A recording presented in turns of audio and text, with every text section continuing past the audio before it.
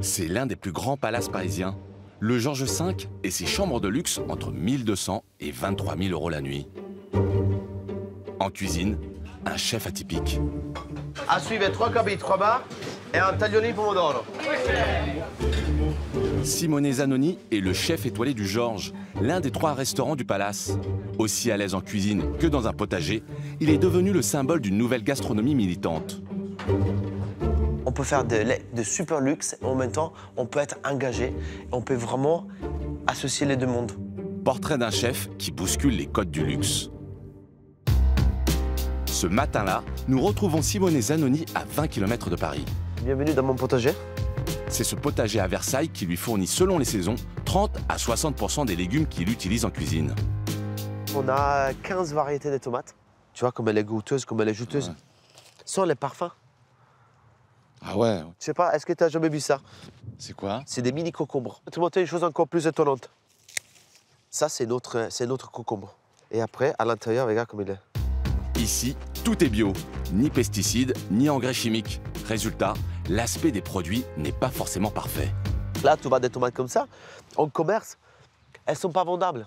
Parce que les gens, dès qu'ils voient une tomate un peu abîmée comme ça, ils vont se dire, bah, elle est abîmée, elle est plus bonne. C'est l'un des combats de Simone Zanoni, lutter contre le gaspillage. Une prise de conscience née il y a 2 ans grâce à son fils. Alors qu'ils font les courses, son garçon s'étonne de voir des bananes à la poubelle. À ce moment-là, je ne savais pas à quoi lui répondre. Et j'étais un peu embêté. Du coup, je vais voir le vendeur et je lui pose la même question. Elle me dit, mais ouais, mais les bananes, elles sont tachées. Elles ont des petits points noirs. Personne ne va les acheter. Et du coup, je me suis dit, waouh, on est vraiment pas bien là. Lorsque l'industrie du luxe rencontre l'écologie, cela produit ce genre d'image étonnante. Le chef charge lui-même ses cajots de légumes dans un bolide à 220 000 €. Vous défendez l'écologie, mais en même temps, vous avez une grosse voiture de sport, là. Hein? Ouais, bah, c'est une grosse voiture de sport, mais elle est hybride. Ah. Ça veut dire que je peux faire mes allers-retours Paris-Versailles en full électrique. Retour au palace parisien. Le chef décharge sa récolte au milieu des clients fortunés. Ça fait un peu drôle au départ, mais en fait, je pense que c'est assez ludique. Moi, je trouve que c'est super cool. Le chef italien veut révolutionner la haute gastronomie en revenant aux fondamentaux. À la carte, les salades coûtent en moyenne 50 €. Ça c'est le vrai luxe. Parce que couper un circuit aussi court et avoir autant de bons produits dans l'assiette, c'est très très compliqué. Des salades à ce prix-là, c'est aussi l'occasion de sensibiliser sa clientèle. Car le chef croit au rôle d'exemple que peut jouer le luxe.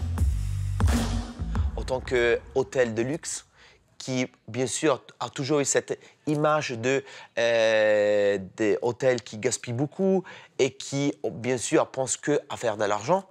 Aujourd'hui, c'est vraiment une question de se remettre, vraiment, d'échanger notre position et de devenir plus éco-responsable en toujours gardant ce côté luxueux. Et les deux peuvent bien coexister ensemble. L'homme suit la route tracée par de très grands noms de la gastronomie française, comme nous l'explique Stéphane Reynaud, rédacteur en chef au Figaro. Simone Zanoni, il s'inscrit dans une tendance qui a déjà été mise en place par d'autres chefs il y a quelques années. Alain Passard, Alain Ducasse. C'est des gens qui respectent la saisonnalité, qui cultivent du bio et qui achètent local. C'est encore assez nouveau en France, c'est encore assez nouveau en Europe. Simone Zanoni, un chef décomplexé. La preuve, il nous emmène dans un endroit que les palaces n'aiment pas beaucoup montrer. Le local à poubelle. Bah, ça, c'est qu'est-ce que nous, on appelle déchets alimentaires? Les déchets alimentaires partent au compost. Et ce compost-là, ensuite Simone nous le récupère pour l'emmener sur son potager à Versailles. Ciao. Un vélo électrique chargé de compost quitte le Georges V. Quelque chose serait-il en train de changer au royaume du luxe?